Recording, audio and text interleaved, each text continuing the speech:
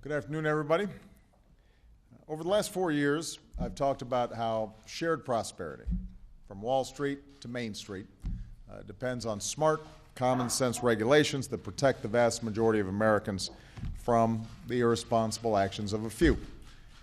That's why we passed tough reforms to protect consumers and our financial system from the kinds of abuse that nearly brought the economy to its knees.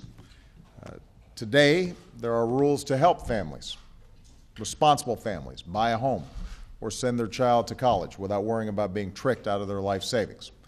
There are rules to make sure that financial firms which do the right thing aren't undermined by those that don't do the right thing.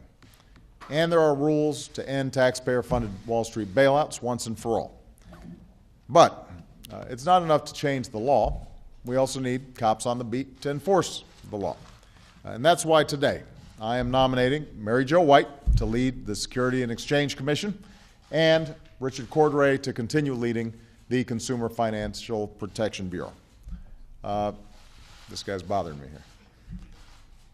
here. As a young girl, Mary Jo White was a big fan of the Hardy Boys. I was too, by the way. Good. Yeah. As an adult, she's built a career the Hardy Boys could only dream of. Over a decade as a U.S. attorney in New York, she helped prosecute white-collar criminals and money launderers. In the early 1990s, she brought down John Gotti, the head of the Gambino crime syndicate, and she brought to justice the terrorists responsible for bombing the World Trade Center and the American embassies in Africa. So I'd say that's a pretty good run. You don't want to mess with Mary Jo. As one former SEC chairman said, Mary Jo does not intimidate easily, and that's important because she has a big job ahead of her. The SEC played a critical role in protecting our financial system during the worst of the financial crisis. But there's much more work to be done to complete the task of reforming Wall Street and making sure that American investors are better informed and better protected going forward. And we need to keep going after irresponsible behavior in the financial industry so that taxpayers don't pay the price. I'm absolutely confident that Mary Jo has the experience and the resolve to tackle these complex issues and protect the American people in a way that is smart and in a way that is fair. And I want to thank Elise Walters, who has done an outstanding job holding down the fort as chairwoman. And I expect the Senate to confirm Mary Jo as soon as possible so she can get to work. And my second nominee is a familiar face. A year and a half ago, I nominated Richard Cordray to lead the watchdog agency we created to give Americans the information they need to make sound financial choices and protect them from unscrupulous lenders and debt collectors. As a former Attorney General of Ohio with a long record of working with Democrats and Republicans on behalf of the American people, nobody questioned Richard's qualifications. But he wasn't allowed an up or down vote in the Senate, and as a consequence, I took action to appoint him on my own. And over the last year, Richard has proved to be a champion of American consumers. Thanks to his leadership, we've made it tougher for families to be tricked into mortgages they can't afford. We've set clear rules so that responsible lenders know how to operate fairly. We've launched a Know Before You Owe campaign to help parents and students make smart decisions about paying for college. We've cracked down on credit card companies that charge hidden fees and forced those companies to make things right.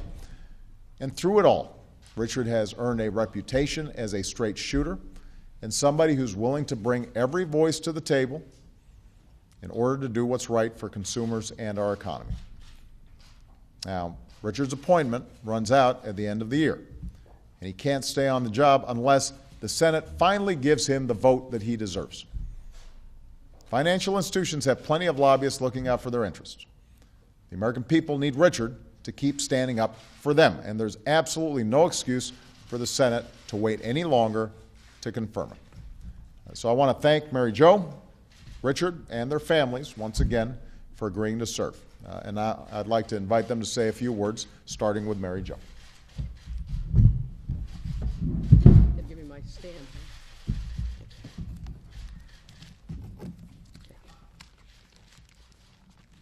Thank you, Mr. President, for the confidence that you have placed in me and the faith that you've shown in me by nominating me to be the next chair of the Securities and Exchange Commission. I'm deeply, deeply honored. If confirmed by the Senate, I look forward to committing all of my energies to working with my fellow commissioners and the extremely dedicated and talented men and women of the staff of the SEC to fulfill the agency's mission to protect investors and to ensure the strength, efficiency, and the transparency of our capital markets. The SEC, long a vital and positive force for the markets, has a lot of hard and important work ahead of it. I would welcome the opportunity to lead those efforts and to build on the work of Chairman Mary Shapiro and Chairman Elise Walter, who I'm very honored is present today. And finally, and most importantly, I want to thank my husband, John White, who is here today on what is our 43rd wedding anniversary. Today, for his strong support of me in seeking to engage in this very significant and challenging public service. Thank you very much. Thank you. Thank you. Richard?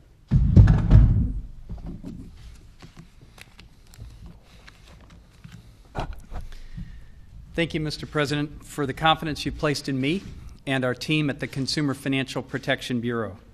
We understand that our mission is to stand on the side of consumers, our mothers and fathers, sisters and brothers, sons and daughters, and see that they're treated fairly. For more than a year, we've been focused on making consumer finance markets work better for the American people. We approach this work with open minds, open ears, and great determination. We all thank you and the Congress for the opportunity and the honor to serve our country in this important way. Thank you. Well, I just want to thank again Mary Jo and Richard for their willingness to serve. These are people with proven track records. They are going to look out for the American people, for American consumers, and make sure that our marketplace works better, more transparently, more efficiently, more effectively. So I, again, would urge the Senate to confirm both of them as quickly as possible, and I also want to express congratulations to the Whites for their anniversary. If I had known, we would have, you know, maybe rolled out a cake or something. But have fun. Thank you. All right, hope you enjoy.